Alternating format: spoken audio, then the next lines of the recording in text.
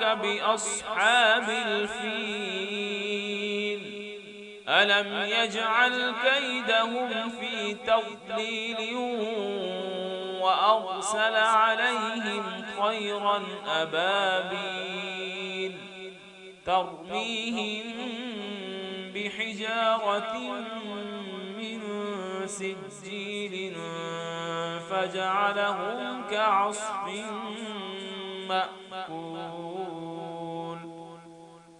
بسم الله الرحمن الرحيم. لإيلاف قريش إيلافهم رحلة الشتاء والصيف فليعبدوا رب هذا البيت الذي أطعمهم